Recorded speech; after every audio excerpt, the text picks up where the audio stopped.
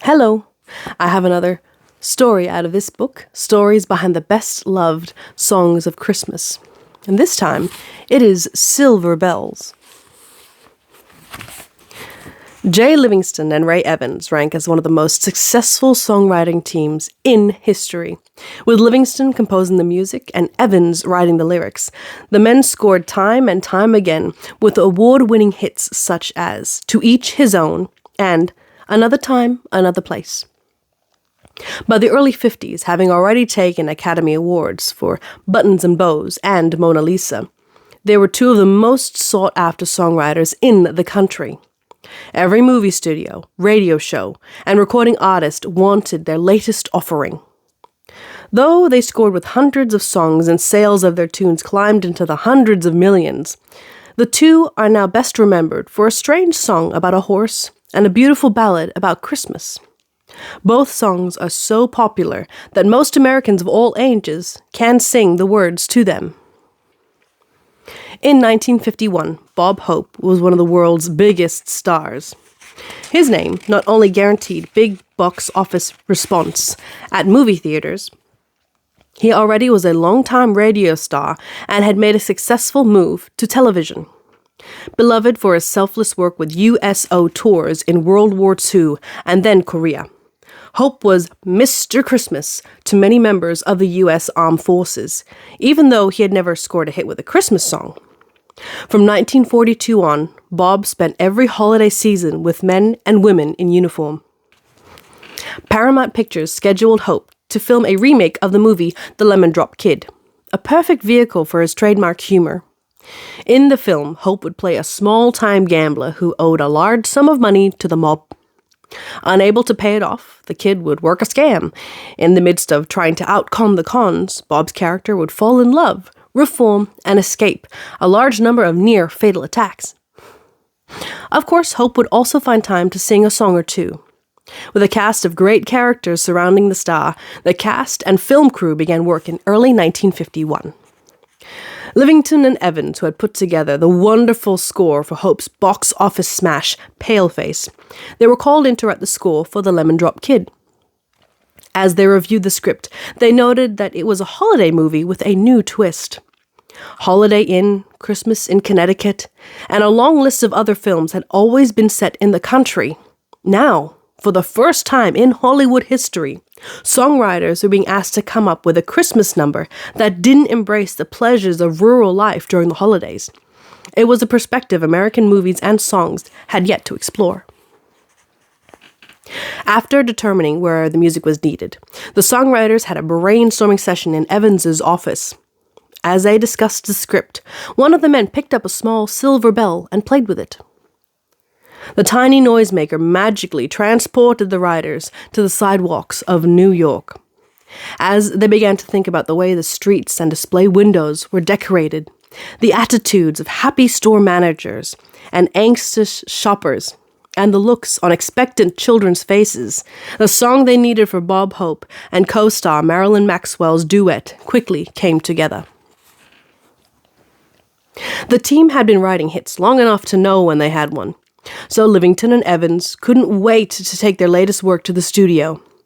But before the duo could share their latest composition with Bob Hope, they decided to sing it to Ray's wife.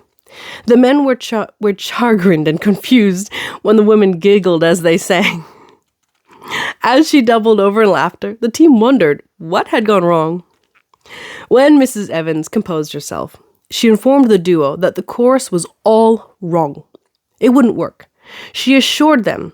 She pointed out that when others heard it, they would laugh as hard as she had. The song's problem could be traced to the small bell that served as its inspiration.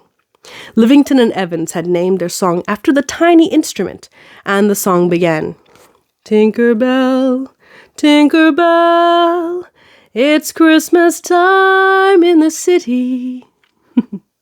As the writers once again listened to the words, they grinned along with Mrs. Evans. They quickly crossed over the word tinker and substituted the word silver. When released, The Lemon Drop Kid was a moderately successful movie. Yet the film would have probably been quickly forgotten if not for the song Silver Bells. Film patrons fell in love with it. This new genre of Christmas song fit well in the new America. After World War II, Americans had moved to urban areas in droves. This migration meant that more and more people were experiencing the bustle of holidays in cities more than ever before.